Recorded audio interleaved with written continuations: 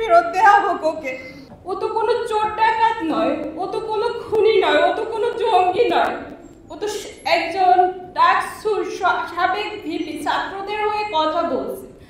নিজে পায়ে হেঁটে মানে ও কোর্টে উঠতে পারেনি, পুলিশের কাঁধে ভর দিয়ে তারপরে ওকে কোর্টে উঠতে হয়েছিল। তো ও যখন বারবার বলে আমার কাছে জানতে চায় বাবাকে ফোন দাও, বাবা কেন আসে না, উত্তরগুলো আমার কাছে নেই। আমি একটা মানুষ এতটা শারীরিকভাবে নির্যাতন, তো ওই জায়গাটায় ভয় পাচ্ছি যে আমার স্বামীকে অন্তত এই জায়গাটাতে চিকিৎসার ব্যবস্থা করে দেওয়া হয়। বিভিন্ন দেশে বিভিন্ন অ্যাম্বাসিতে যায়, যেহেতু ও এক ডাকসুর সাবেক ভিপি আর একটা দলের প্রধান হিসেবে বিভিন্ন রাজনৈতিক দল, বিরোধী দল, তারা তো প্রত্যেকটা অ্যাম্বাসিতে তাদেরকে ইনভাইট করলে তারা তো যায়, সে জায়গায় করে। এটা তো তার কোনো অপরাধ না। পরে শারীরিক নির্যাতনটা আপনারা বন্ধ করুন।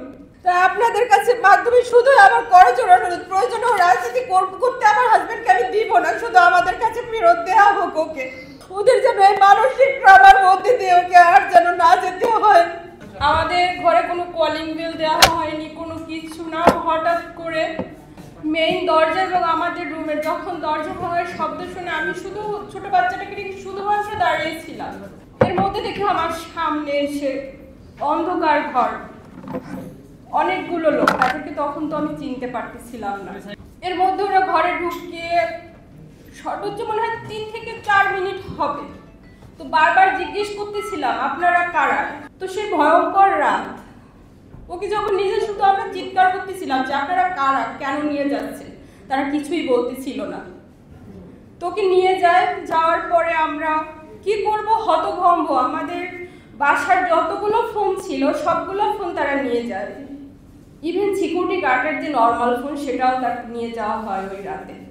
তারপর ভোর রাত ওকে নিয়ে যাওয়ার কিছুক্ষণ পরেই আজান দিচ্ছিল, আমি রোডে পাগলের মতো দৌড়াচ্ছিলাম যে কারা নিয়ে যাচ্ছে। সে ডিবি কার্যালয়ে যায় মিন্টু রোডে 7টার দিকে।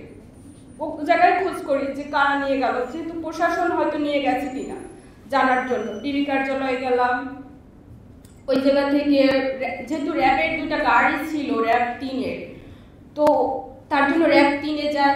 যখন ওর খোঁজ পাচ্ছিলাম না, তারপর বাধ্য হয়ে নিকটস্থ আমাদের হাতিরঝিল থানায় গেলাম।